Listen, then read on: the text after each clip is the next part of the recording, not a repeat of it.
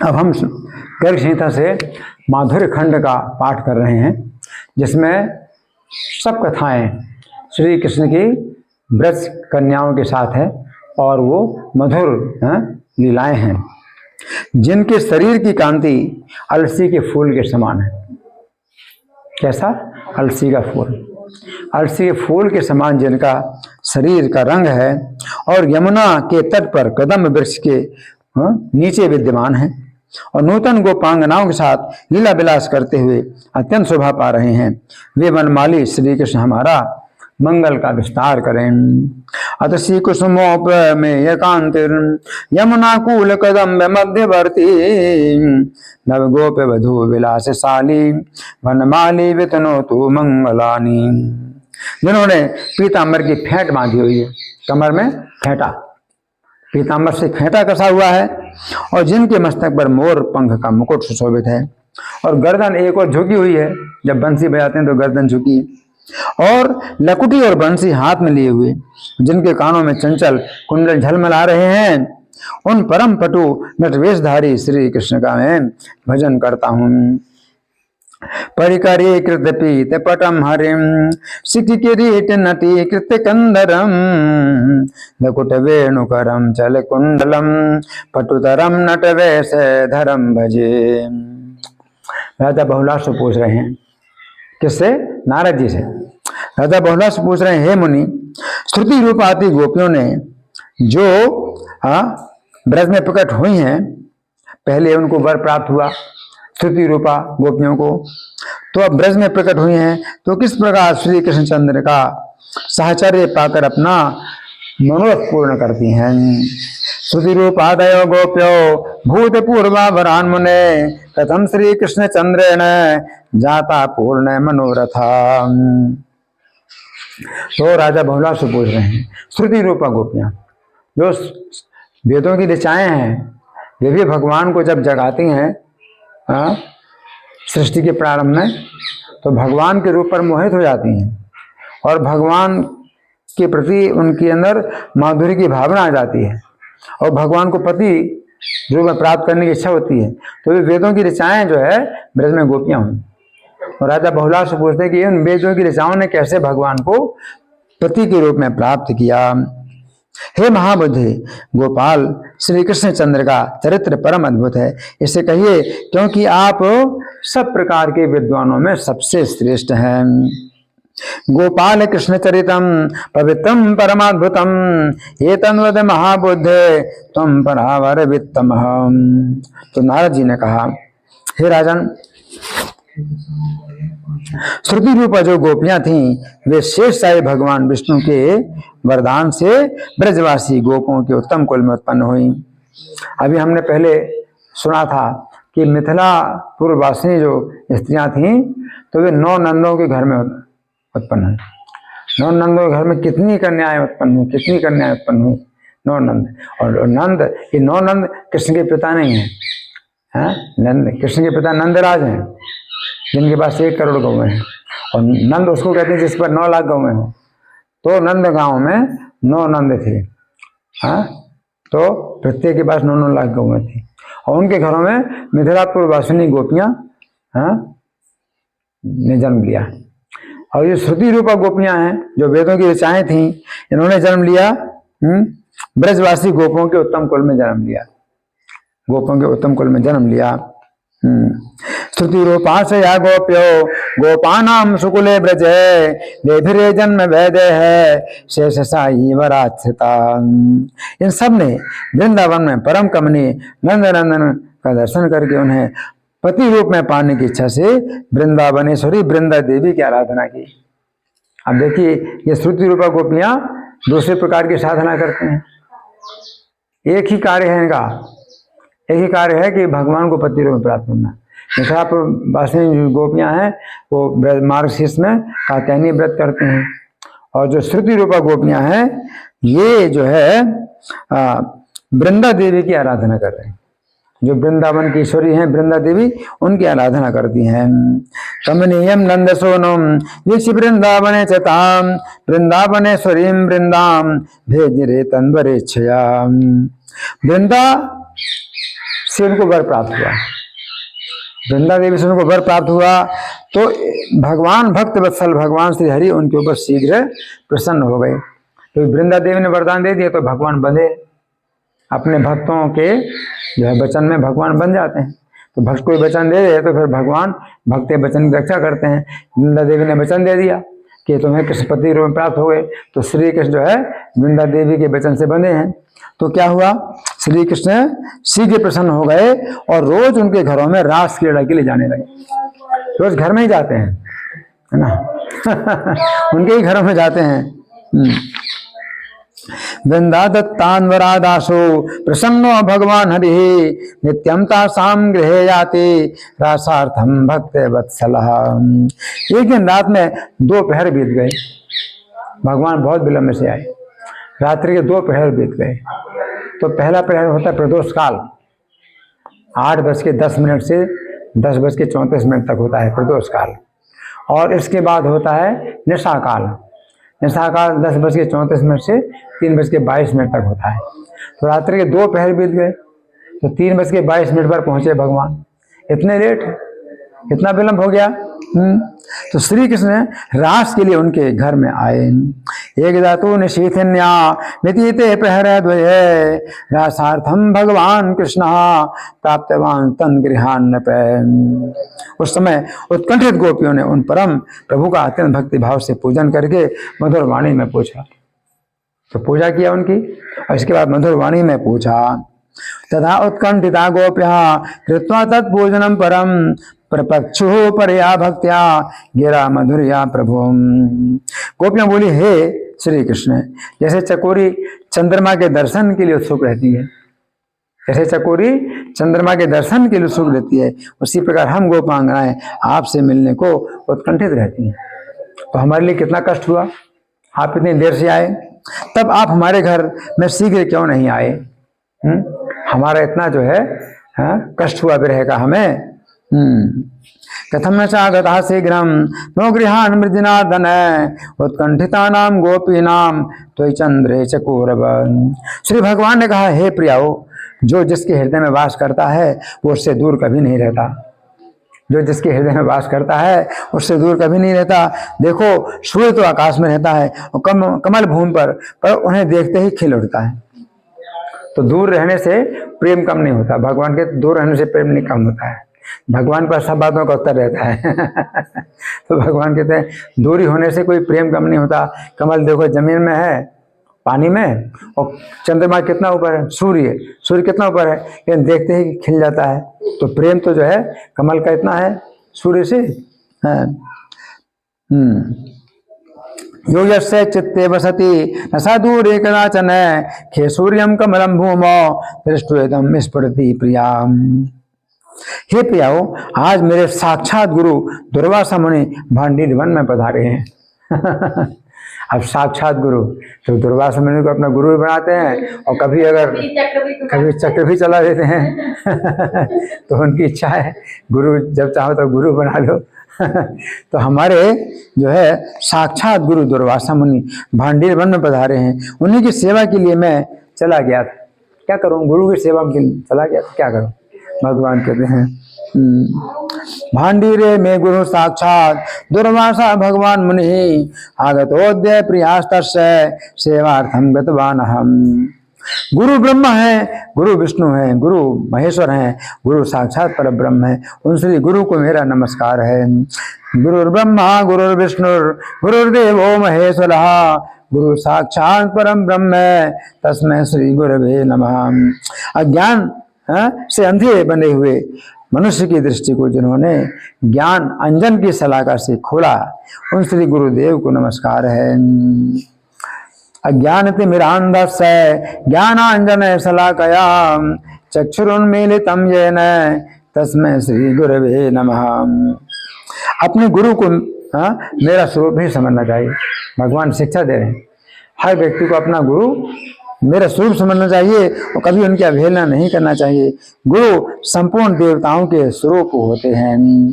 सगुरु माम में जाने यान नाव मन्येत करे चिन्ह मर्त्य बुद्धिया सेवत सर्वदेव मयो गुरु।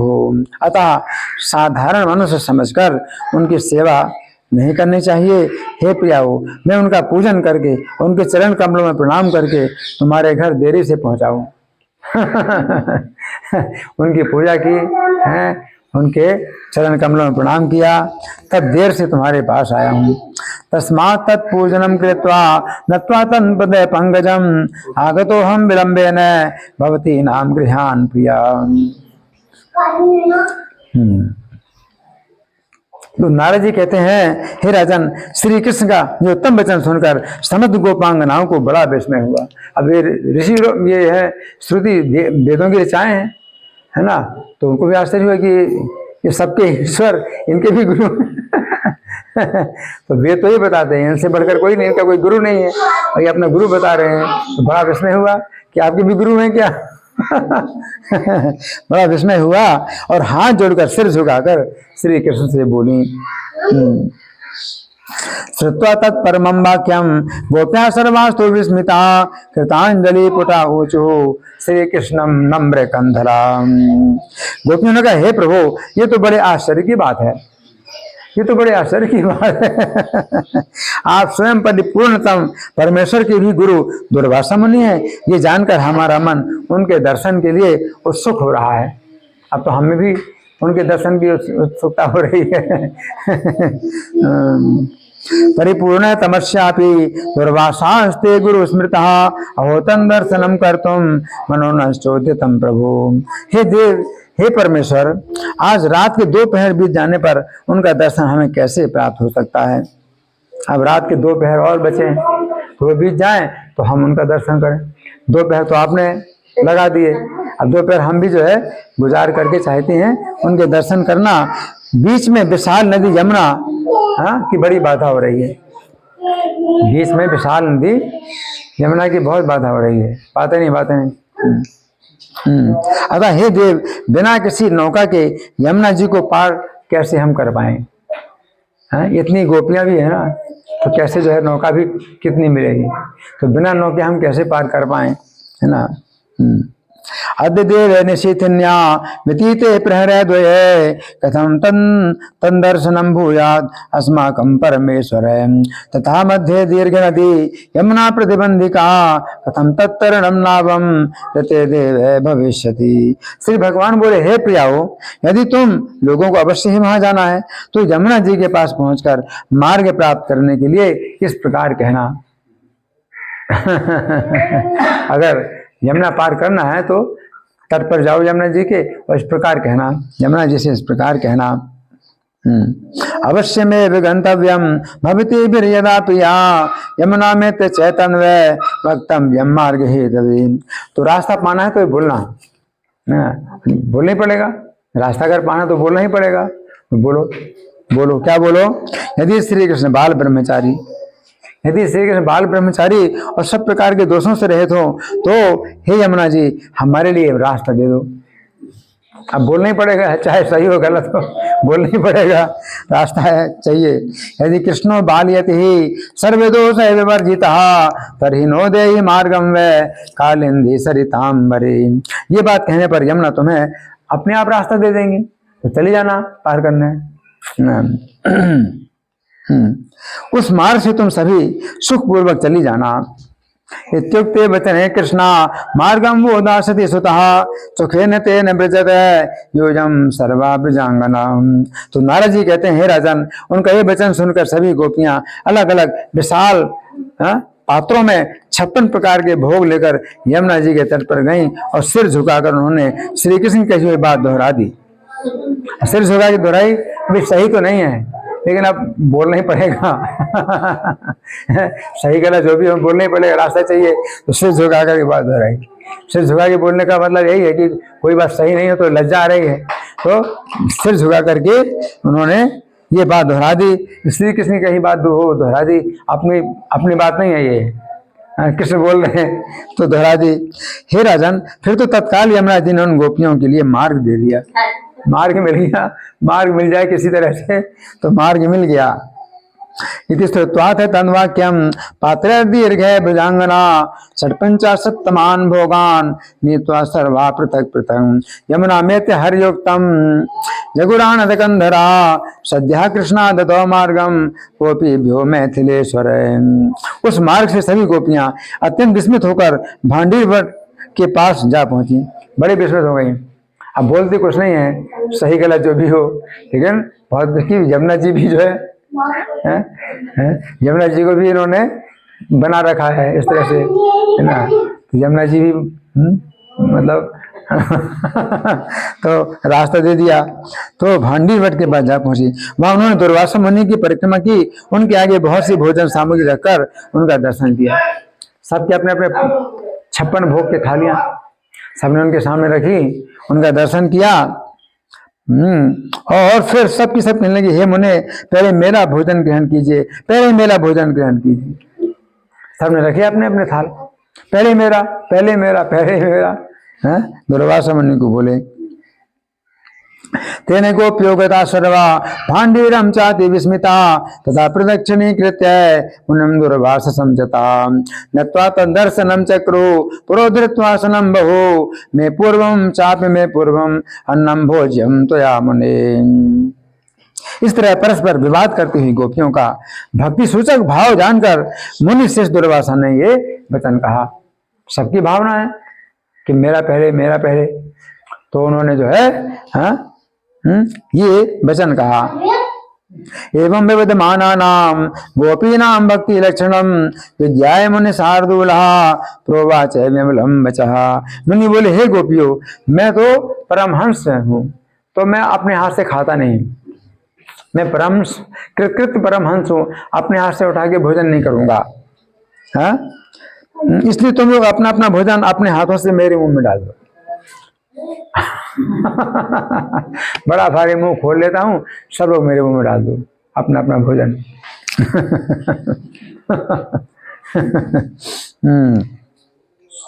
गोप्या परमहंसो हम कृत्यो ही निष्क्रिय तस्मान मुखे में दातव्यम सुम सुम चाप्यसनम करे। नारद जी कहते हैं, हे राजन, यूं कहकर जब उन्होंने अपना मुंह फैलाया तब सभी गोपियां अत्यंत हर्ष के साथ अपने अपने 56 भोगों को उनके मुंह में एक साथ ही डालना आरंभ किया। और कितना बड़ा मुंह खोला उन्होंने, सबने अपना अपना भोजन डालना आरंभ किया।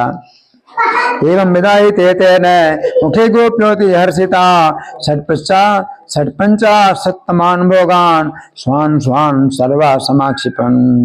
अन्न डालती हुई उन गोपियों के देखते देखते मुनीश्वर दुर्वासा मुनि भूखे की भांति और सब भोगों को जो करोड़ों भार से कम ना थे चट कर गए। करोड़ों भार, एक भार कितना होता है? 31 किलो का। एक भार 31 किलो का होता है। करोड़ों भार खा गए, बहुत भूखे जैसे हो, करोड़ों भार खा गए। गोपियां भी करोड़ों की संख्या में है ना, करोड़ों भार खा गए। और देखते देखते खा गए, उनके देखते देखते खा गए हैं। मतलब उनको जाना नहीं पड़ा कि खा लेंगे, देखते देखते खा गए। विस्मिता नाम च गोपी नाम पश्यन्ति नाम परस्परम इत्थं शून्यानि पात्राणि बभूवुः निपसत्तम। इस प्रकार गोपियां आश्चर्यचकित होकर एक दूसरे को देखने लगी और इस तरह उनके सारे पात्र खाली हो गए। अब पात्र खाली हैं, भोजन सब उनके मुंह में है और एक दूसरे को देख रही हैं, विस्मित होकर के देख रहे हैं। नहीं तो ऐसा होगा कि थोड़ा सा इसमें खाए, थोड़ा सा इसमें खाए, जैसे मैं करता हूँ। तो थोड़ा थोड़ा खा लिया तो सब 9 आइटम 11 आइटम मैंने खा ली थोड़े थोड़े, तो सोचा थोड़ा थोड़ा खाएंगे सब। उधर सब खा गए और सब बर्तन खाली हो गए। मैं सोचा था कि प्रसादी भी जो है लेके जाएंगे थाली में, तो प्रसादी तो कुछ भोजन मिला ही नहीं उनका, उच्च था ही नहीं, सब बर्तन खाली हो गए। अब इसमें होकर के एक दूसरे को देखने लगी हैं। तब उन परम शांत मुनि को सभी विस्मित गोपियों ने पूर्ण मनोरथ होकर प्रणाम किया और इस प्रकार कहा। अब बिल्कुल शांत है, वो बैठे हैं अपना बिल्कुल शांत। अब जो है उनका मनोरथ पूरा हो गया और अब गोपियां दुर्वासा मुनि से बोली, अथ गोप्यो मुनिम शांतम नत्वात्म भक्त्यवत्सलम विस्मिता प्रणता प्राहो सर्वा पूर्ण मनोरथा। गोपियों ने कहा, हे मुने, यहाँ आने से पूर्व श्री कृष्ण की कही बात दोहराकर मार्ग मिल जाने से यमुना जी को पार करके हम लोग आपके समीप दर्शन की इच्छा लेकर के आ गई थी। कृष्ण जो कहा था तो हमने दोहराया, हमने अपनी तरफ से कुछ नहीं बोला। कृष्ण जो कहा हमने दोहराया, तो यमुना से रास्ता दे दिया और हम आपके दर्शन के लिए आ गई। मुने आगमनात् पूर्वम कृष्णोक्ते वचसा नदीं तीर्थागतास्त्वत्समीपम दर्शनार्थम शुभेच्छया। अब इधर से हम कैसे जाएंगे? अब कहने को अब इधर से हम वापस कैसे जाएंगे, ये महान संदेह हमारे मन में हो गया है। अतः आप ऐसा कोई उपाय कीजिए जिससे रास्ता हमें मिल जाए। इतः कथम गमिष्यामः संदेहोऽयं महान् अभूत् तद्विधेहि नमस्तुभ्यं येन पंथा लघुर्भवे। मुनि दुर्वासा बोले, हे गोपियों, तुम सब यहाँ से सुखपूर्वक चली जाओ, अब यमुना जी के किनारे पहुंचो और तब कहो, इस प्रकार मार्ग के लिए कहो, सुखे नाथा प्रगंतव्यम भवती भी यदा सुता यमुना में चैतन्य वक्तव्यम मार्ग हेतवे। यदि दुर्वासा मुनि इस भूतल पर केवल दूबा का रस पीकर रहते हो केवल दूबा का रस पीकर रहते हो, कभी अन्न और जल नहीं लेते, कभी अन्न भी नहीं लेते हैं, जल लेते हैं, तो हे यमुना जी हमें मार्ग दे दो, तुम ये कहो। ऐसी बात कहने पर यमुना जी तुम्हें अपने आप रास्ता दे देंगे। यदि दुर्वार संपीत्वा दुर्वासा केवलम स्थितो मृदि निरन्नो निर्वारी वर्तते पृथ्वी तले तर्हि नो देहि मार्गम वै कालिंदी सरितांबरे इत्युक्ते वचने कृष्णा मार्गम बोधाशति सुता। नारद जी कहते हैं, ये सुनकर गोपियां और मुनि उन मुनि को प्रणाम करके यमुना के तट पर आई और मुनि की बताई हुई बात कहकर नदी पार होकर श्री कृष्ण के पास आ पहुंची। उस समय उन्होंने तर्क वितर्क नहीं किया, यमुना पार करना था, तर्क और ये गोपियां इस यात्रा के विचित्र अनुभव से विस्मित थी। बहुत विचित्र अनुभव हुआ, कैसे यमुना पार किया, फिर कैसे उन्होंने खाया और फिर हमने दोबारा कैसे यमुना पार की, बड़ा विचित्र अनुभव से विस्मित थी। इति श्रुत्वा वचो गोप्यो नत्वातं मुनिपुंगवं यमुना में तिमुन्यक्तं चोक्त्वा तीर्थवा नदीं नपै श्री कृष्ण पाप समाजग्मुर विस्मिता मंगलायना। तब रास में गोपांगनाओं ने श्री कृष्ण की ओर देखकर अपने मन में उठे हुए संदेह की बात उनसे पूछी। अब रास के बीच में पूछा, राज भी कर रहे हैं और ये बाल यती हैं अपने संदेह की बात पूछी। एकांत में श्री हरि ने उन सबका मनोरथ पूरा कर दिया था। अथरा से गोपवध्वा संदेह मनसोतितम अपरच्छो श्री हरिम वीक्षय रहा पूर्ण मनोरथा। गोपियां बोली, हे प्रभु, हमने दुर्वासा मुनि का दर्शन उनके सामने जाकर किया, किंतु आप दोनों के वचनों को सुनकर उसकी सत्यता के संबंध में हमारे मन में संदेह उत्पन्न हो गया है। आप दोनों की बातें जो है हमें बड़ा संदेह हो गया है कि कहाँ सत्य है, कहाँ तक सत्य है आप दोनों की बातें। दुर्वाससो दर्शनम भो कृतम अस्माभिरग्रतः योर्वाक्य तश्चात्र संदेहो यम प्रजायते। जैसे गुरु असत्यवादी हैं, जैसे गुरु मिथ्यावादी हैं, उसी तरह चेला जी भी मिथ्यावादी हैं। गुरु जी चेला जी दोनों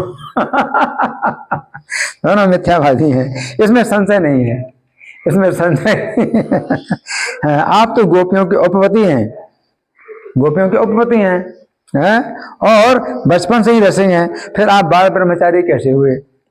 हमें स्पष्ट बताइए। और हमारे सामने बहुत सा भार के भार 56 भोग खा जाने वाले दुर्वासा मुनि केवल दूबा का रस पीने वाले कैसे हो गए? हे ब्रजेश्वर, हमारे मन में भारी संदेह उठा हुआ है। यथा गुरु तथा शिष्यो वृषावादी न संशय जारस्तमसी गोपीनाम रसिको बाल्यतः प्रभु कथम बालयति तुम वदयतन ब्रजनार्दन कथम दूर्वारसं पीत्वा दूर्वासा बहुभुङ् मुनिः नो जात एष संदेह पश्यन्ति नाम ब्रजेश्वर। तब श्री भगवान ने कहा, कोई सामान्य व्यक्ति थोड़ी है, श्री भगवान है। श्री भगवान ने कहा, हे गोपियों, मैं ममता और अहंकार से रहित, सबके प्रति समान भाव रखने वाला, सर्वव्यापी, सबसे उत्कृष्ट, सदा विषमता शून्य और प्रकृति के गुणों से रहित हूँ, इसमें संशय नहीं है। मैं कहता हूँ, भगवान कहते हैं, निर्ममो निरहंकार समाना सर्वगः परः सदा वैषम्य रहितो निर्गुणो हम न संशय। तथापि जो भक्त जिस प्रकार मेरा भजन करते हैं, उनका उसी प्रकार मैं भी भजन करता हूँ। तो मेरा अपना कुछ लाभ नहीं है, है ना, उनके भजन के अनुसार मैं उनका भजन करता हूँ। इसी प्रकार ज्ञानी साधु महात्मा भी सदा विषम भावना से रहित होते हैं। तथापि भक्तान भजतो भजेहम वे यथा तथा तथैव साधुर ज्ञानी वे सम्य रहितः सदा। योग युक्त विद्वान पुरुष को चाहिए वो कर्मों में आसक्त अज्ञानियों में भेद बुद्धि उत्पन्न न करे, उनसे सदा समस्त कर्मों का सेवन कराए। न बुद्धि भेदम जनयेत अज्ञानाम कर्म संगिनाम जोषयेत सर्व कर्माणि विद्वान युक्तः समाचरन्। ये श्लोक जो है गीता का 30 अध्याय का 26वां श्लोक है। वही जो वेदों की ऋचाएं, उनको भी गीता का ज्ञान भगवान देते हैं, गीता का ज्ञान उससे भी ऊपर है। वेदों की ऋचाओं को भी भगवान गीता का ज्ञान दे रहे हैं। जिस पुरुष के सभी आरंभ कामना संकल्प से शून्य होते हैं, उनके सारे कर्म ज्ञान की अग्नि में जल जाते हैं। ऐसे पुरुष को ज्ञानी जन पंडित कहते हैं। यस्य सर्वे समारंभा काम संकल्प वर्जिता ज्ञानाग्निदग्ध कर्माणम तमाहु पंडितम बुधा। ये चौथे अध्याय का 22वां श्लोक है ना। तीसरे अध्याय का 26वां श्लोक, फिर चौथे अध्याय का 22वां श्लोक।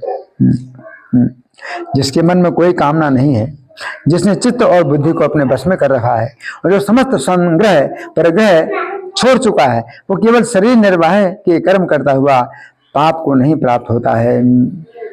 निराशीर्यते चित्तात्मा त्यक्त सर्वे परिग्रह शारीरम केवलम कर्म कुर्वन्नाप्नोति किल्बिषम्। ये चौथे अध्याय का 21वां श्लोक है। इस संसार में ज्ञान के समान पवित्र दूसरी कोई वस्तु नहीं है। योग सिद्ध पुरुष समयानुसार स्वयं ही अपने आप में उस ज्ञान को प्राप्त कर लेता है। नहीं ज्ञान है न सदृशम पवित्रम यह विद्यते तत्स्वयं योग संसिद्धा कालेन आत्मनिविन्दति।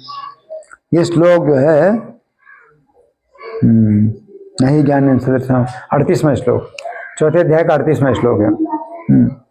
जो समस्त कर्मों को ब्रह्मार्पण करके आसक्ति छोड़कर कर्म करता है, वो पाप से उसी प्रकार लिप्त नहीं होता जैसे कमल का पत्ता जल से लिप्त नहीं होता है। ब्रह्मण्याधाय कर्माणि संगम त्यक्त्वा करोति यः लिप्यतेन स पापेन पद्मपत्रं निबाम्भसा। ये 5वें अध्याय का 10वां श्लोक है। दुर्वासा मुनि तो तुम सबके हित में तत्पर होकर बहुत खाने वाले हो गए, तो तुम्हारे हित के लिए वो बहुत खाने वाले हो गए दुर्वासा मुनि। स्वतः उन्हें कभी भोजन की इच्छा नहीं होती, वे केवल थोड़ा दूरवा रस का ही भोजन करते हैं। तुम्हारे कारण वो बहुत खाने वाले हो गए, नहीं तो उनकी भोजन की इच्छा नहीं होती है। तस्मान् मुनिस्तु दुर्वासा बहुभुक्तो नितिरतः न तस्य भोजनेच्छा स्यात् दुर्वारसेमिताशनः। तो नारद जी कहते हैं कि हे राजन, श्री कृष्ण का ये वचन सुनकर समस्त गोपियों का संशय नष्ट हो गया। श्री कृष्ण का वचन सुनकर समस्त गोपियों का संशय नष्ट हो गया और वे श्रुति रूपा गोपांगनाएं ज्ञानमयी हो गई। उनको जो है पूरा बोध हो गया। यदि श्रुत्वा वचो गोप्यः सर्वास्ताश्चिन्न संशया श्रुति रूपा ज्ञानमयो भूव मैथिलेश्वर। तो ये जो है जो गोपियां हैं, ये श्रुति रूपा गोपियां हैं, है ना। अब है ऋषि रूपा गोपियां। श्रुति रूपा वेदों की चाहें जो भगवान को जगाती हैं, क्षीर समुद्र में भगवान सोते हैं तो उनको फिर भगवान ने वर दिया तो ये गोपियां बनी। तो क्षीर सागर के भगवान को अपना पति बनाना चाहती हैं, तो श्री कृष्ण वो भी हैं क्षीर सागर के विष्णु, तो वो जो है उनको ज्ञान देते हैं। अब ऋषि रूपा गोपियां हैं, कौन सी? ऋषि रूपा, दंडकारण्य के जो ऋषि, भगवान राम के अवतार में दंडकारण्य के ऋषि है ना। तो ऋषि रूपा गोपियों की कथा सुनो। ये कथा सब पापों को हर लेने वाली है, सब पापों को हर लेगी ये कथा, है ना। और परम पवित्र श्री कृष्ण के प्रति भक्ति भाव को बढ़ाने वाली ये कथा। गोपीनाम ऋषि रूपाणाम आख्यानम सुनो मैथिले सर्व पाप हरम पुण्यम कृष्ण भक्ति विवर्धनम। बंग देश में, कहां पर? बंग देश में मंगल नाम से प्रसिद्ध एक गोप था। क्या नाम था? मंगल नाम से प्रसिद्ध एक गोप था जो धनी था और शास्त्रों का ज्ञान भी होता था और 9 लाख गौओं का स्वामी था। उसके बाद 9 लाख गौएं थी, लेकिन कृष्ण के पिता नंदराज के पास 1 करोड़ गौएं थी, वो नंदराज है। लेकिन ये जो है गोप ब्रज का नहीं था, ब्रज में नहीं रहता था, बंग देश में रहता था, 9 लाख गौओं का स्वामी था। बंगेश मंगलो नाम गोप आसीन महामना लक्ष्मीवान श्रुत संपन्नो नवलक्ष गवाम पति। इसकी 5000 पत्नियां थी। कितनी थी? 5000 पत्नियां थी। किसी समय उसका सारा धन नष्ट हो गया, अचानक सब धन नष्ट हो गया उसका।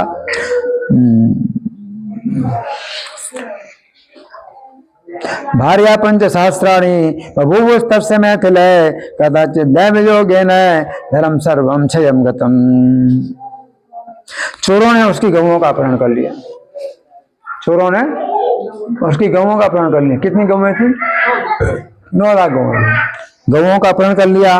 कुछ गौओं को उस देश के राजा ने बलपूर्वक छीन ली, राजा ने छीन ली गौओं को। इस प्रकार निर्धन होने पर मंगल गोप बहुत दुखी हो गया।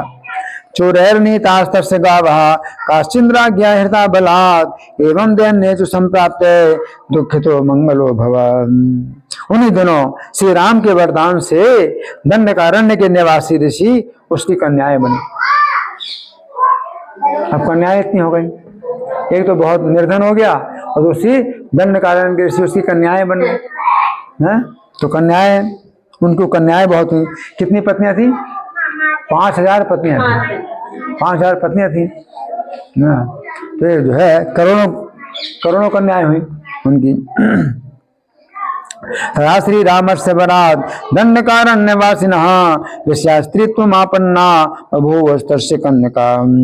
कन्याओं को देखकर दुखी गोप मंगल और भी दुख में डूब गया और आदि व्याधि से व्याकुल रहने लगा। उसने मन ही मन इस प्रकार कहा, ऐसे निर्धनता में कन्याएं प्राप्त होंगी। अब अपने मन ही मन में ऐसा बोला वो। दृष्ट्वा कन्या समूहम सा दुखी गोपोथे मंगलः वाचुदैन्य दुखाढ्य आदि व्याधि समाकुलः। मंगल सोचता अपने मन में, क्या करूं, कौन मेरा दुख दूर करेगा। इस समय मेरे पास ना तो लक्ष्मी है, ना ऐश्वर्य है, ना कुटुंबी है, ना कोई बल ही है।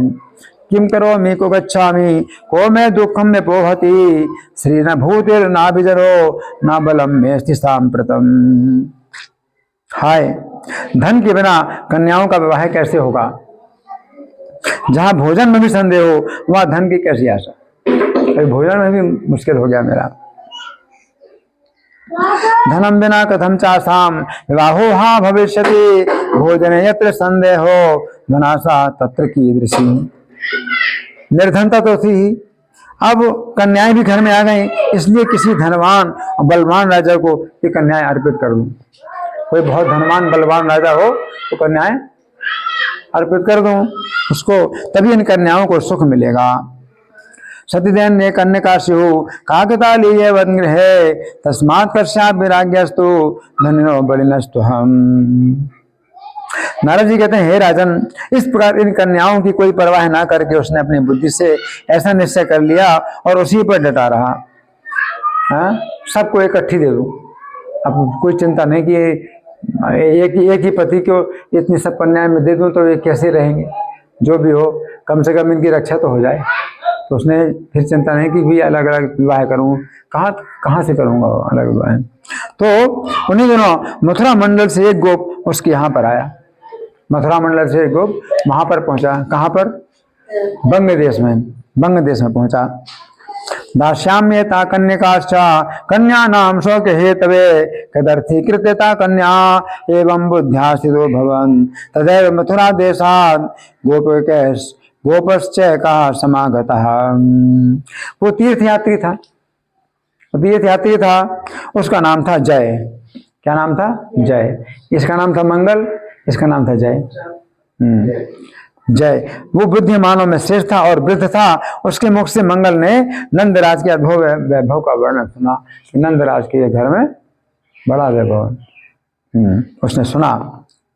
तीर्थया ये जयो नाम है वृद्धो बुद्धिमतां बरहा तन्मुखानंद राजस सुतम वैभव अद्भुतम। दीनता से पीड़ित मंगल ने बहुत सोच विचार कर अपनी सुंदर कन्याओं को नंदराज के ब्रज मंडल में भेज दिया। उनके ब्रजमंडल में भेज दिया ना। नंदराजस्य बले मंगलोदयन पीड़ित विचिंत प्रेषयामास कन्यकाश्चारुलोचना। नंदराज के घर में आकर ये रत्नों के विभूषण से विभूषित होती थी। अब तो उनको कितना मतलब सुख मिला, रत्नों के आभूषण मिले पहनने के लिए। उनका पिता तो जो है मतलब भोजन भी नहीं मिल रहा और यहाँ रत्नों के आभूषण मिल रहे हैं पहनने के लिए नंदराज के घर में। ये जो है, और क्या करते हैं, गोबर उठाने का काम कर रहे हैं। गोबर उठाने का काम मिल गया। अब विवाह नहीं, अब विवाह भी नहीं किया, बस अब विवाह हो ना हो, काम मिल जाए, सुरक्षा मिल जाए, अपना करो वहीं रहो। तो नंदराज के बहनों गोबर उठाओ। उसने सोचा कि अब शादी होगी नहीं होगी, सेवा मिल जाए किसी प्रकार से, तो रत्नों के आभूषण पहनती हैं और गोबर उठाती हैं। गोबर उठाने वाली भी रत्नों के आभूषण पहनती है। नंदराज के घर में इतना वैभव है, कोई गोबर उठाए और न रत्नों के आभूषण पहने तो विरोधाभास लगता है ना। वो ऐसा है, गोबर उठाने वालों को भी जो है रत्नों के आभूषण से जो है विभूषित होती हैं। तानंद राजस्य गृह कन्यका रत्न भूषिता गवाम गोमय हारण्यो बभोवर गोब्रजे सुचा। वहां सुंदर श्री कृष्ण को देखा। अब यहाँ पर सुंदर श्री कृष्ण को देख करके इन कन्याओं को अपने पूर्व जन्म की बातों का स्मरण हुआ। पिछले जन्म में श्री राम आए थे, है ना, तो इन्होंने वर मांगा था। और श्री कृष्ण की प्राप्ति के लिए नित्य यमुना जी की सेवा पूजा करने लगी। ये यमुना जी की सेवा पूजा, वो थी श्रुति रूपा गोपियां। वृंदा की पूजा की, उनसे वरदान प्राप्त किया। और ये जो ऋषि रूपा कन्या है, ये जो है यमुना जी से की जो है सेवा पूजा करने लगी। श्री कृष्णम सुंदरम दृष्ट्वा कन्या जाते स्मराशता कालिंदी सेवनम चक्रुर नित्यम श्री कृष्ण हेतवे। तब एक दिन श्यामल अंगों वाली विशाल लोचना यमुना जी उन सबको दर्शन देती हैं।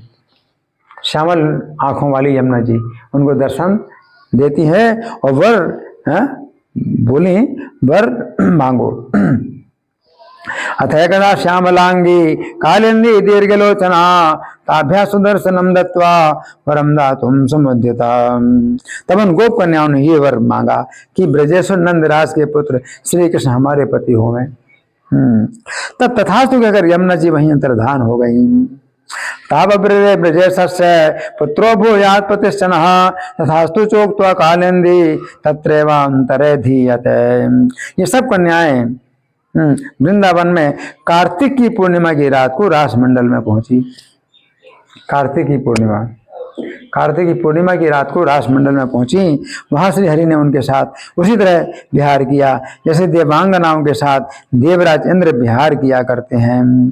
ता प्राप्ता वृंदकारण्य कार्तिक्याम रास मंडले ताभि सार्थम हरिरे में सूर्य भी सूर्य राडवे। तो कितनी सुंदर कथा है। मिथिलापुर वासिनी गोपियों ने मार्गशीर्ष में कात्यायनी का व्रत किया और ऋषि रूपा नहीं श्रुति रूपा गोपियों ने वृंदा देवी की आराधना की, उनसे वर प्राप्त किया।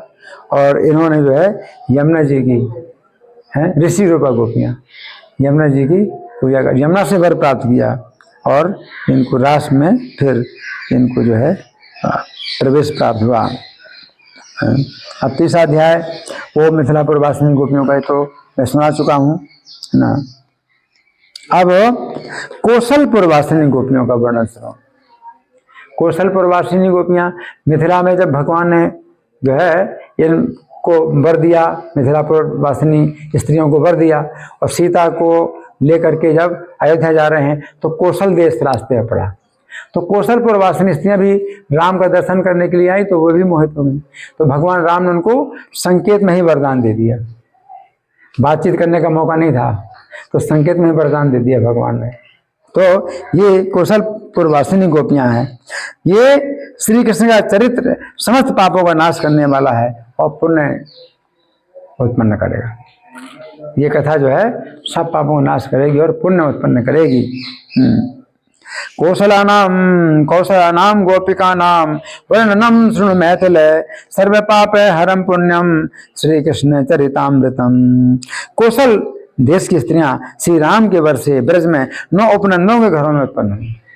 9 उपनंदों के घर में जो मिथिलापुर वासिनी गोपियां थी वो 9 नंदों के घर में उत्पन्न हुई और ये कौशलपुर वासिनी गोपी 9 उपनंदों के घर में। उपनंद उसको कहते हैं जिसके पास 5 लाख गौएं हों। नंद जिसके पास 9 लाख गौएं हैं और 9 नंद हैं। और उपनंद जिसके पास 5 लाख गौएं हैं, ये भी 9 हैं, 9 उपनंद भी हैं। तो 9 उपनंदों के घर में कौशलपुर वासिनी गोपियां। हाँ, और ब्रज की गोपों के साथ उनका विवाह हो गया, इनका विवाह हो गया। जैसे ये ऋषि रूप गोपियों का विवाह नहीं हुआ था, वो भगवान को ही में अपना पति बनाती हैं और लास्ट में प्रवेश मिल गया। तो इनका जो है विवाह है, ये विवाहिता है। ये सब के सब रत्नमय आभूषणों से विभूषित होती थी। उपनंदों के भी कितना वैभव है, 5 लाख गौएं हैं, है ना, तो खूब धन संपत्ति है। हाँ, तो जो है रत्नों के आभूषणों से विभूषित रहती थी। नवोपनंद गेहेसु जाता राम में बरात बुझे परिणीता गोप जनैर रत्न भूषण भूषिता। उनकी अंग कांति पूर्ण चंद्रमा की चांदनी के समान थी, बहुत सुंदर है। कौशलपुर वासिनी स्त्रियां बहुत सुंदर गोपियां हैं। इनकी चाल हंस के समान थी और नेत्र प्रफुल्ल कमल दल के समान विशाल थे।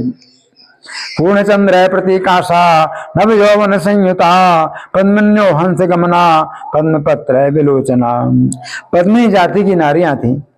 पद्मिनी जाति की जो स्त्रियां हैं, सुना है कि कमल की सुगंध आती है उनके शरीर से, तो पद्मिनी जाति की नारियां थी। उन्होंने कमनीय नंद नंदन श्री कृष्ण के प्रति जार धर्म के अनुसार स्नेह किया। जार धर्म पराय पति के अनुसार स्नेह किया। उत्तम स्नेह था, सुदृढ़ स्नेह था और सबसे अधिक स्नेह था कृष्ण के प्रति, जार भाव से।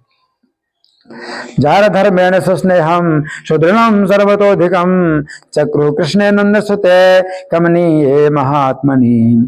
बस की गलियों में माधव मुस्कुराकर पीताम्बर छीनकर और आंचल खींचकर उनके साथ सदा हास परिहास किया करते थे। ताभि साधम सदा हास्यम ब्रजबीति माधवा स्मृत पीठ पता पीत पटादान कर्षण सा चकार। और ये गोप मालाएं जब दही बेचने के लिए निकलती थी, दही बेचने निकलती ही तो दही लो भूलकर कृष्ण लो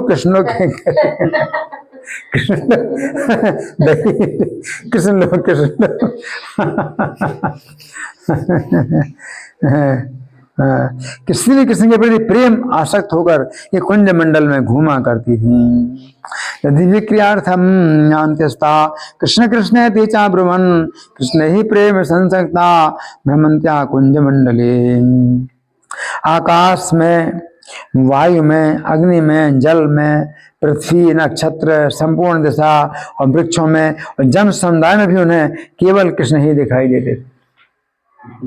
चाहे पृथ्वी को देखें, चाहे आकाश को, चाहे पानी को, और चाहे वृक्षों को देखें, चाहे भीड़ को देखें, मनुष्यों की भीड़, हर जगह उनको कृष्ण ही दिखाई पड़ते, कृष्ण ही दिखाई देते थे। खेमायो चाग्नि जलयोर मह्याम ज्योतिर्दिशासु चा द्रुमेषु जन वृंदेषु तासाम कृष्णो ही लक्ष्यते। प्रेम के सभी लक्षण उनमें प्रकट थे। श्री कृष्ण उनके मन को हर चुके हैं। श्री कृष्ण का मन चुरा लिया। ये सभी ब्रजांगनाएं आठों सातों भावों से संपन्न थी। प्रेम लक्षण संयोगता श्री कृष्ण हृदय मानसा अष्टभी सात्विक भाव संपन्नास्ता से योषिता। प्रेम ने उन सबको परमहंसों की अवस्था तक पहुंचा दिया। इतनी प्रेम में ही जो है परमहंस अवस्था में पहुंच गई प्रेम से ही परमहंस की अवस्था में पहुंच गई। और ये गोपांगनाएं श्री कृष्ण के आनंद में निमग्न होकर ब्रज की गलियों में विचरा करती थी। संसार से बाहर हो गए, समाज से बाहर हो गई, गलियों में घूम रही हैं। प्रेमणा परमहंसा नाम पदवीं समुपागता कृष्णानंदा प्रधावंत्यो गजबी थी सुता न पे। उनमें जड़ चेतन का भान नहीं रह गया था। ये जड़ उन्मत्त और पिशाचों की भांति कभी मौन रहती हैं, जैसे मूर्ख हो, हैं, उन्मत्त हो, पागल हो, ऐसी चुप रहती थी। और कभी बहुत बोलने लगती थी, कभी बिल्कुल चुप रहती, कभी बहुत बोलने लगती। और लज्जा चिंता को तिलांजलि दे चुकी थी। ना लज्जा है ना चिंता है, मतलब क्या हो गई, बिल्कुल पागल जैसी हो गई, ऐसी हो गई।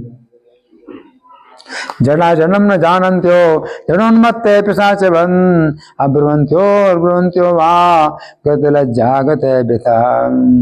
आजकल वो भजन आता है ना, बनवारी तेरी यारी ने दीवाना बना दिया तो ये उन्हीं के लिए है, बनवारी तेरी यारी ने दीवाना बना दिया, तो पागल हो गए बिल्कुल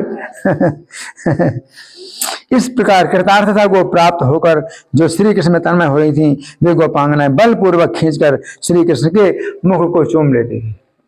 बलपूर्वक खींचकर कृष्ण के मुख को चूम लेती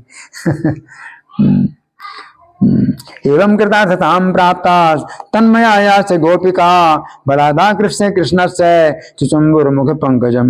हे राजन, उनकी तपस्या का मैं क्या वर्णन करूं। ये कौन सी गोपियां हैं? कौशलपुर वासी, और 9 अपनंदों के घर में उत्पन्न हुई है ना। इनकी तपस्या का क्या वर्णन करूं, जो सारे लोक व्यवहार को तिलांजलि दे दिया। सारे लोक व्यवहार को और मर्यादा को तिलांजलि देकर हृदय के द्वारा पूर्ण पर ब्रह्म श्री कृष्ण से अविचल प्रेम करती हैं। रास क्रीड़ा में श्री कृष्ण के कंधों पर अपनी भुजा रख करके प्रेम से विगलित चित्त होकर श्री कृष्ण को पूर्णतः अपने बस में कर चुकी है ना। इनकी तपस्या का अपने हजारों मुखों से वर्णन करने में नागराज शेष भी समर्थ नहीं। नागराज शेष भी 1000 मुखों से इनकी तपस्या का वर्णन नहीं कर सकते। कितनी बड़ी बात है। तासाम तपः किम कथयामि राजन पूर्णे परे ब्रह्मणि वासुदेवे या सक्रे प्रेम हृदयाद्यैर विशिष्टे लोक व्यवहार मार्गम या रासरंगे विनिधाय बाहुम इंसांसयो प्रेम विभिन्न चित्ता चक्रवर्षे कृष्ण मलम तपस्तन भक्तुम न सक्तो बंधने फणीन्द्र। हे राजन, जो तत्वज्ञानी लोग हैं वे योग और सांख्य के द्वारा जिस पद को प्राप्त करते हैं वही पद केवल भक्ति भाव से भी प्राप्त हो जाता है। इन गोपियों का तो कुछ भी नहीं, बस अपना पति मानते हैं, उपपति मानते हैं, पति से अलग है, दूसरा पति मानती है, उसी में ही जो है उनको जो है क्या हो गया है, वो पद प्राप्त हो गया है। योगेन सांख्येन शुभेन कर्मणा न्यायाधीन शेष के तत्ववित्तम है यद प्राप्यते तच्च व्रतम विदेहरान संप्राप्यते केवल भक्ति भावतः। आदिदेव श्री हरि केवल भक्ति से ही बस में होते हैं, केवल भक्ति से ही बस में होते हैं। वही पद केवल निश्चय ही इस विषय में सदा गोपियां ही प्रमाण, गोपियां प्रमाण है इस विषय में, केवल भक्ति से बस में होते हैं। उन्होंने कभी सांख्य और योग का अनुष्ठान नहीं किया, न कोई सांख्य न योग, केवल प्रेम से ही भगवत स्वरूपता को प्राप्त हो गई। भक्त अवश्यो हरिराधि देवा सदा प्रमाण इनके चात्र गोप्य सांख्यम च योगम न कृतम कदापि प्रेम यस्य प्रकृतिम गता स्युः। तो सवा दो कितने बजे निकलना है?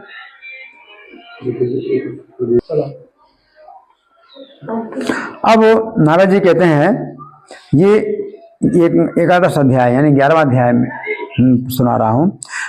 हे राजन, अब दूसरी गोपियों का वर्णन सुनो जो समस्त पापों को हर लेने वाला है, पुण्य देने वाला है और श्री हरि के प्रति भक्ति भाव को बढ़ाने वाला है। हरि ओम। अन्यासाम चैव गोपीनाम वर्णनम सुनो मैथिल सर्व पाप हरम पुण्यम हरि भक्ति विवर्धनम।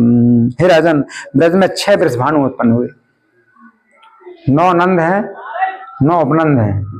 कृष्ण के पिता है नंदराज और 6 वृषभानु हैं।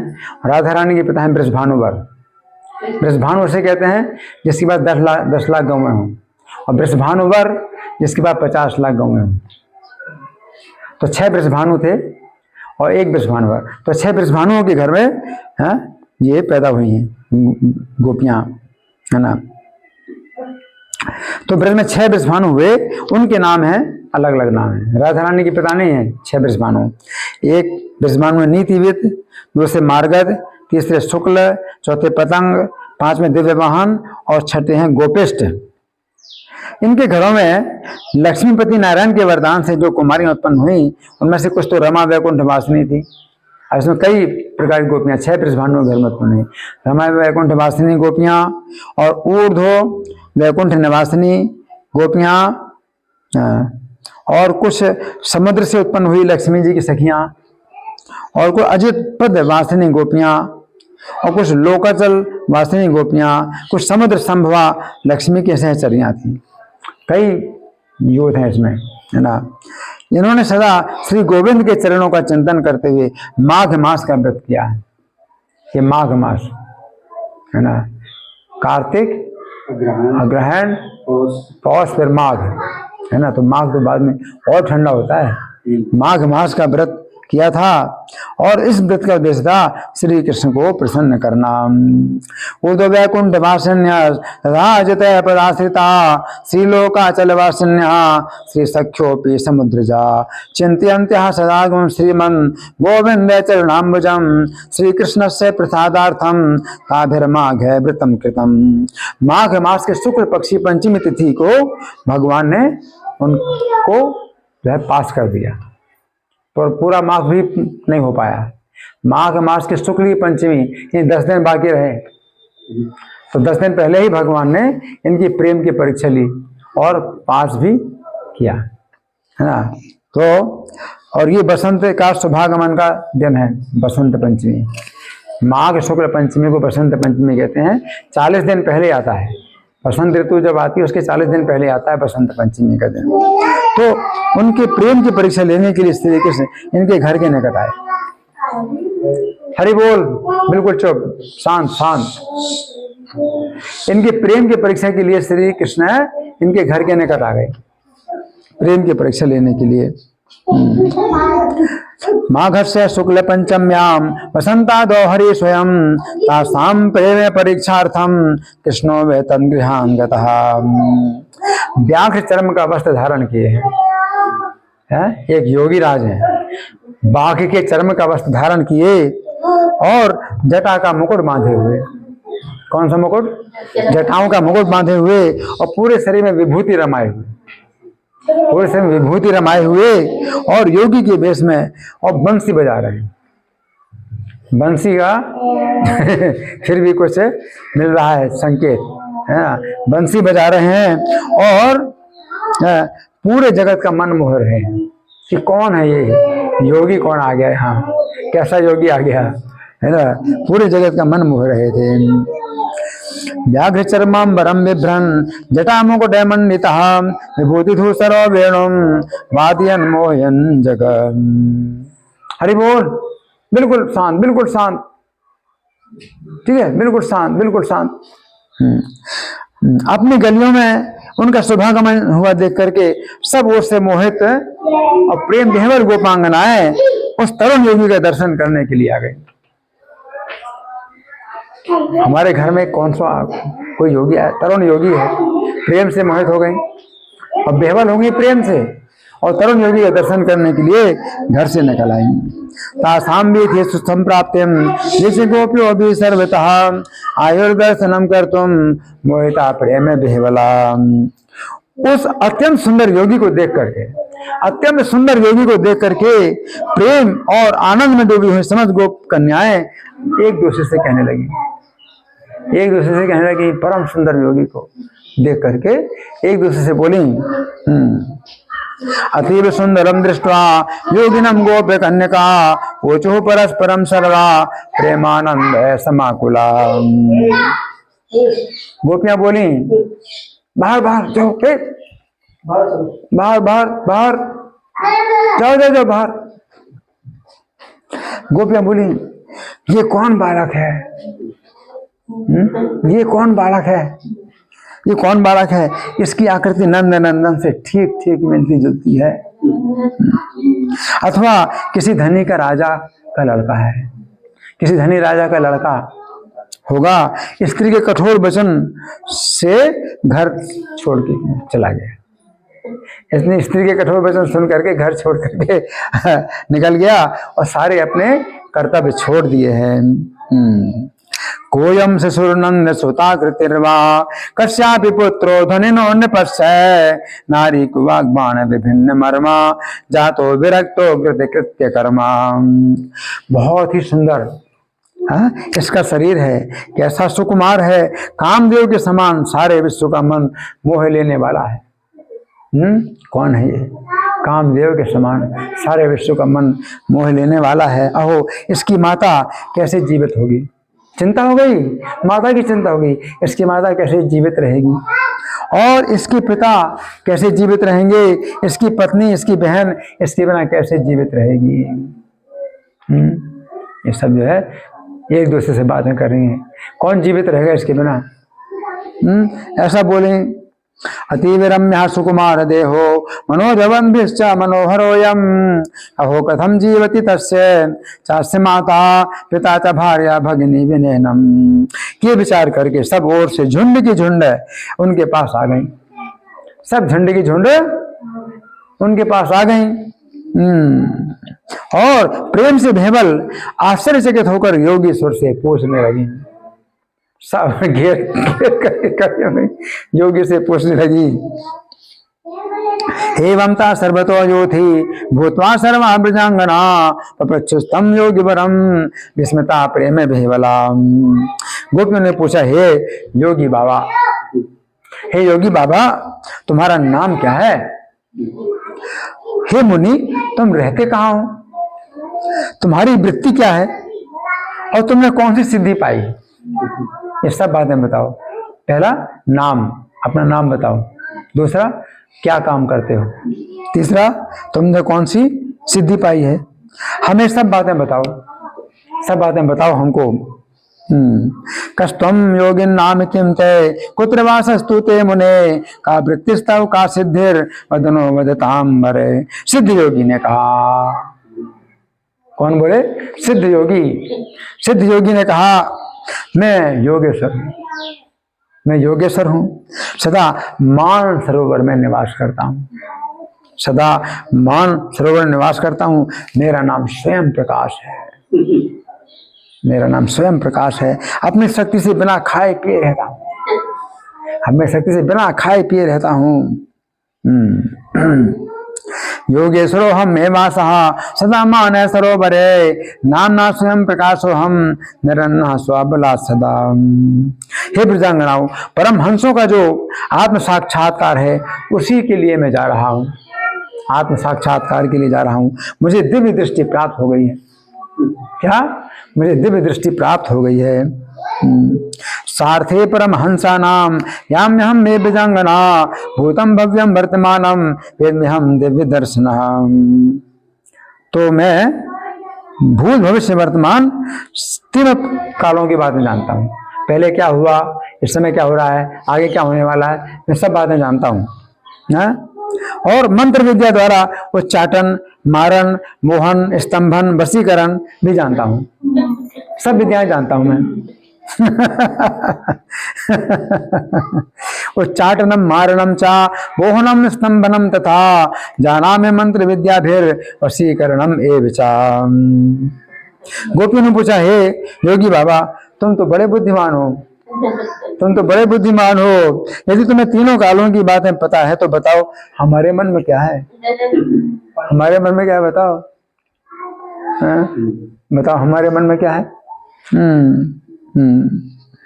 यदि जानासि योगेन त्वं वार्तां काले त्रयोद्भवां किं वर्तते नो मनसि वद तर्हि महामते। सिद्ध योगी ने कहा, सिद्ध योगी ने कहा, ये बात तो आप लोगों के कान में कहने योग्य है, ये बात तो आप लोगों के कान में कहने लायक है, ऐसे तो बताई नहीं जा सकती, आपके कान में कहने लायक है। अथवा यदि आप लोगों की आज्ञा हो तो सब लोगों के सामने कह डालो, अगर आज्ञा तो कह डालो, नहीं तो कान में बताने वाली बात है ये तो, कह डालो।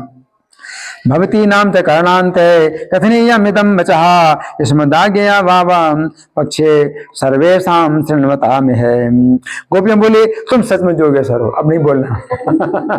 तुम जानते हो, तुम सच में योगेश्वर हो, तुम्हें तीनों कालों का ज्ञान है, इसमें संशय नहीं। यदि तुम्हारे वशीकरण मंत्र, अब वशीकरण मंत्र का प्रयोग करो, अब वशीकरण मंत्र का प्रयोग करो, तुम्हारे वशीकरण मंत्र से तत्काल आ जाएं। कौन आ जाए वो तो तुम ही जानते हो, उनको बुला दो, अपने वशीकरण मंत्र से उनको अगर बुला दो, जिनका हम मन ही मन चिंतन करते हैं तो मानेंगे कि तुम वह विद्या जानते हो, तो अपनी विद्या से बुलाओ उनको। सत्यम योगेश्वरोसि त्वं त्रिकालज्ञो न संशयः वशीकरण मंत्रेण सद्य पठन मात्रतः यदि सो तैव चायाति चिंतितो योस्ति वै मुने तदा मन्यामहे त्वां वै मंत्रिणां प्रवरं वरम्।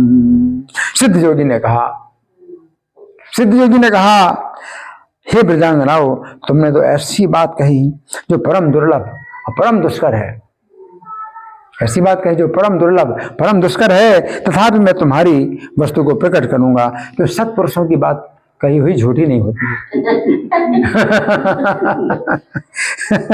हे ब्रज की वनिता हो, चिंता ना करो, अपनी आंखें बंद कर लो, अपनी आंखें बंद कर लो, तुम्हारा कार्य अवश्य सिद्ध होगा, इसमें संशय नहीं है। दुर्लभो दुर्घटो भावो युष्माभिर्गदिता स्त्रियः तथापि हम करिष्यामि वाक्यं न चलते सताम्। निमील्यते नेत्राणि मा शोचं कुरुत स्त्रियः भविष्यति न संदेहो युष्माकं कार्यमेव च। तो नारद जी कहते हैं, हे राजन, बहुत अच्छा कहकर गोपियों ने अपनी आंखें बंद कर ली, उनकी बात मान ली, अपनी आंखें बंद कर ली। तब भगवान श्री हरि योगी के रूप छोड़ करके नंद नंदन के रूप में प्रकट हो गए वशीकरण मंत्र के द्वारा। तथेति मीलिताक्षीषु गोपीषु भगवान हरि विहाय तन योगी रूपम बभो श्री नंद नंदनः। गोपियों ने आंखें खोल करके देखा तो सामने नंद नंदन आनंद पूर्वक मुस्कुरा रहे हैं। पहले तो बहुत विस्मित हुई, फिर योगी का प्रभाव जानकर बड़ा हर्ष हुआ, योगी का प्रभाव जान करके बड़ा हर्ष हुआ कि योगी ने सच में जो है अपना वशीकरण का प्रयोग किया। बड़ा हर्ष हुआ और प्रीतम का मोहन रूप देखकर मोहित हो गई। नेत्रानुन्मीलितदधु सानंदम नंद नंदनम विस्मितास्तत्प्रभावज्ञा हर्षिता मोहमागता। तब माघ मास के महारास में वृंदावन के भीतर श्री हरि ने उन गोपांगनाओं के साथ उसी प्रकार विहार किया जैसे देवांगनाओं के साथ देवराज इंद्र विहार करते हैं। माघ मासे महारासे पुण्य वृंदावने वने ताभिसार्थम हरिरे में सुरी भी सुर राडवे। तो ये बहुत सुंदर कथा है। इसमें रमा वैकुंठ वासिनी गोपियां, श्वेतद्वीप वासिनी गोपियां, ऊर्ध्व वैकुंठ वासिनी गोपियां और अजित पद वासिनी गोपियां और लोकाचल निवासिनी गोपियां और लक्ष्मी सखी गोपियां, इतनी प्रकार की गोपियों की कथा है। हरि बोल। श्री कृष्ण कथा महामहोत्सव की जय। श्रील प्रभुपाद की जय।